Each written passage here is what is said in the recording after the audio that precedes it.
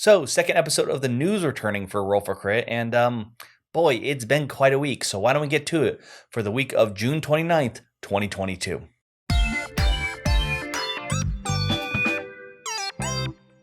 Sometimes world events can be so big that even if they're not gaming related, the ripples that they create can affect us here in our little hobby. In this case, I'm talking about the Supreme Court's decision to overturn Roe v. Wade.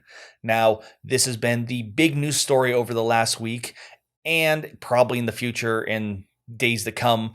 I'm not the best person to look up details about this. If you want to learn more, what I'm going to talk about is how companies been reacting, in particular, one major board game company. You see, many different companies have been stating their public stance on this, usually in favor of Roe v. Wade. We've seen companies like Leader Games post links where you can give donations, or companies like Bungie saying that they will cover any travel and medical expenses for their employees because of this court decision. This all leads to Hasbro, and of course Wizards of the Coast as they own them, and a new Twitter account titled Wizards for Justice. This Twitter account is stated to be created by Hasbro employees in response to an internal memo from Hasbro. Apparently, whatever this memo says, they're disappointed by, so they have sent out a letter. You can read it at the Twitter account. They're disappointed with Hasbro's reaction and that they're going to have a day to sit, reflect, and show their support for this, today. So as of now, I don't know what's going to happen. I don't know whether the internal memo will leak or whether Hasbro will make an official public decision because of this. I'm really curious to see the results. Either way, I wish the best to all the employees, whether, judging by the name and the logo, they are more Wizards of the Coast, or whether they work in the other areas of Hasbro, be it Monopoly or Transformers. Keyforge is an extremely popular card game, but hit a weird snag because a little while ago, a few years back, we actually talked about this in previous news stories, that the game itself is designed through algorithms, so all the decks are unique, and apparently that algorithm was either disappeared or broken. Now, we talked in the past that it may have been from some leaks actually caused because of a hack. Now, it seems that Keyforge may get a second life. Ghost Galaxy, which is actually created by the original Fantasy Flight founder, Christian Peterson, has gotten the rights to Keyforge. This is a pretty big deal. Apparently, they said they've been working on a similar procedural algorithm that should be good to go, and that they are really excited to bring this game and continue the canon. Now, I'm really curious to see, it seems like all previous decks are still legal. We've seen some card games where they reboot everything and you sort of old and new.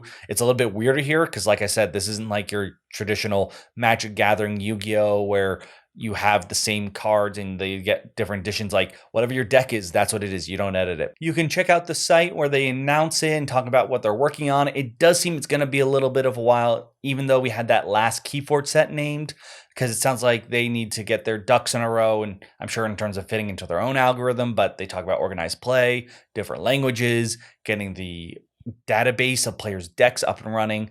But this is really interesting on two fronts.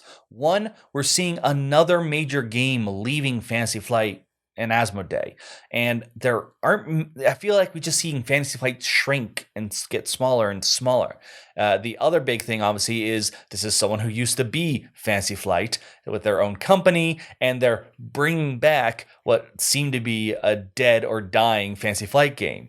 So I've already seen some people getting very excited that maybe, just maybe, some of their old favorite games would return. Obviously, the big one that I would be very excited about that I've seen people talk about is Android Netrunner.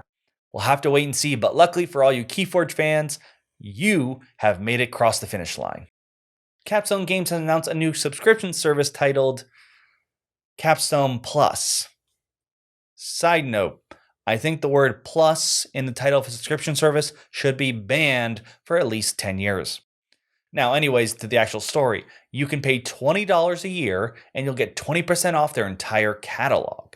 This is very interesting considering that they have already Arc Nova out that's been extremely well received, as well as the Terra Mystica that is coming out shortly. Now, there are many interesting takes on this. It's wondering how this will deal with not only on other online competitors, but retail when they see this 20% account. Will they have to adjust their own prices? But I'm also curious of the long-term effects of this. I can only think of not many sort of store subscription services off the top of my head. The two that come up is Amazon Prime, the sort of the big one, and Hasbro Pulse, which weirdly enough, they don't use pluses, but also words with P's. Now, what they offer is a larger catalog of items because they're much bigger companies. The other thing I know that they both offer is free shipping. To my knowledge here, there is priority in terms of your things being sent out, but I didn't see anything about free shipping, which of course is always the big thing nowadays, especially with everything getting expensive. So we'll have to see how this turns out. I do think it could be good in some ways, but it also requires Capstone, I feel, for long-term people wanting to stay with this, to constantly churn out some very well-desired games. Because if everyone buys the games they like within the first year, and they don't have some really good follow-ups afterwards, I can imagine this service dropping pretty quickly.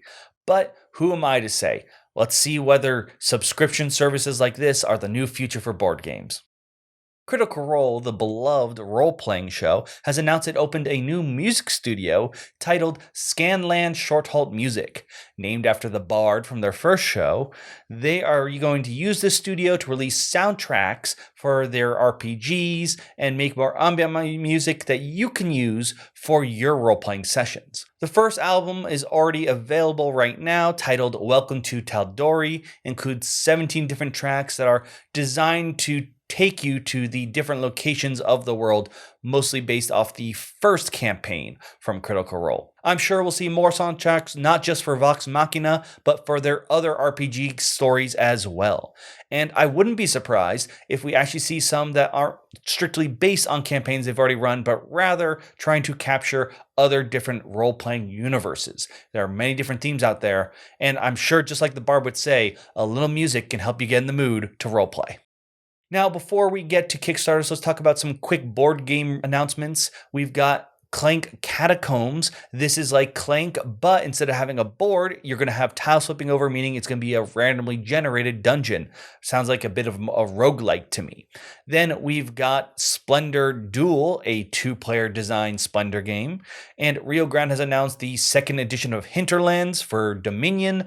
This is going to have a couple new cards replacing it and designed. There'll also be an upgrade kit for you to buy if you already have it. Then we also have a new hero pack for Marvel Champions. It's Cyclops, where the X-Men are starting to make their grand entrance into Champions. And of course, you gotta have the leader, so to speak, not the professor, the regular leader, Cyclops, who seems to have not only a cool eye blast, but seems to be able to throw any X-Men into his deck, regardless of their type. Finally, we've got 2 leaks, so these you'll take with a grain of salt. We don't know as much. First one being Marvel Zombies Heroes Resistance. This seems to be a core version designed for retail that has a cheaper price point, but it has some different changes, like some of the characters and zombies I believe I saw or standees versus minis. So if you didn't back the Marvel Zombicide Kickstarter, you might be able to get this instead, though I don't know how compatible the games will be. There's also was news on the new Puerto Rico. This is Puerto Rico 1897. This new edition will have all the base game as well as some expansions designed to take place after Puerto Rico got its independence from Spain. So I'm really curious to see how this new version looks and plays. Now let's check out what the crowds are funding in the Kickstarter Pickstarter segment. Our first game comes from Steamforge Games, a very popular company on Kickstarter, and theirs is a bit smaller. It's an interesting one titled Epic Encounters Local Legends. The idea behind this is it's meant to flesh out your experiences when visiting the tavern in your fantasy RPGs. The core pledge comes with different NPCs for you to use, as well as taverns, and even little games that each tavern will have in their own setting. And if you want to go all in, because this is Steamforge, there's got to be some minis. They actually have wanted monsters attached to each tavern. So when you visit a place, there'll also be a sort of big bad that you will have to deal with, or choose to deal with, I guess. It's a wanted, not a must. It's your campaign that you can use. And of course, use these minis to help flesh out your campaign and feel more alive at the table. Now, if you're just interested in the tavern stuff, you can get it digitally for around $21 or around $46 for a physical copy of all the books and games. But if you want all those minis, you can go all in on a pledge for $160. This next one's a bit of a cheat. It is Beyond Colonies Astrominer. I call it a cheat because, well, we've already played it and did a video for it. I definitely suggest you go check out the video. We did not only just a talk, but a full playthrough so you can actually see how the game plays. But basically, you are companies in space trying to outmaneuver each other in order to not only gain resources, but pick up the jobs that are most efficient or pay the most. And of course, prove that you're the best company who can strip the resources out in the universe. Now, they have an early bird special going on right now for $84. And I think that should end probably by tomorrow, but you can get it regularly for $89. Our next game is Stonewall Uprising. This is a 2-player head-to-head game when one player will take on the role of gay activists, the other taking on the role of the one who's trying to prevent them from gaining more rights. This game actually plays through the history starting around the Stonewall Riot in the 60s and going through the 80s. When I saw this, I actually thought of Twilight Struggle, in which it's taking a major historical confrontation and playing it over a large period of time, not just a single battle when you're sending troops at each other, but rather more of the social battle of trying to sway a public opinion to your side and the consequences of certain actions. There are cards that actually have pictures from actual historical events. It looks very interesting to me. It's one of those things that I think is not only going to be a fun game, but a great way to teach significant historical moments. This game does offer a solo mode as well, which is always a great thing. And if you're interested in it, there is a print and play that's going to be only $10, while the game for the physical copy will come at $60. Last one is the Button Shy reprint campaign. This is apparently their third one, in which they take some of their games that have been out of stock and very popular and reprint them.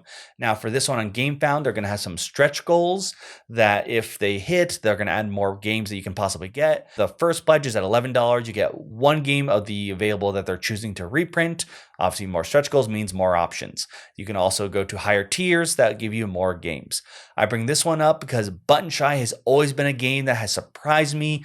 Each game seems so small, but it packs so much game in them. I highly recommend this is one you keep an eye out on to see what other games are added. And if you ever see them in a store at a convention, to pick up a few, because trust me, even though they're small, they're worth it. And now a few projects that are in their final hours. First off, we have Skyrise from Roxley Games. This is a game that's all about building a city. It looks really interesting, one that I actually didn't see until right now. So hopefully maybe you caught it just like I did. Next up, we have the special Suro edition coming out, the really nice deluxe one. This one caused a whole bunch of arguments of what's right and wrong when it comes to a deluxe edition. And then, of course, this one I talked about last week, but then we have the Cyberpunk 2077 from Simon Games. That one is in the final 7 days of the time of recording this, so I think it technically might end by the time the other news video out, so I thought I'd bring it up here. Now, let me know if you backed any of these Kickstarters, or if you're going to now back any of the ones that are about to end, and any of the news stories I talked about. What are your thoughts on these things? Are you excited for Keyforge? What are you hoping that Ghost Galaxy gets their hands on from Fantasy Flight that's no longer reprint? I would love to hear from you in the comments down below. And of course, if you think anyone would be interested in this, please share it with them. Thank you so much. And of course, don't forget to like and subscribe. But for now, I'm Will, and this has been Roll for Crit.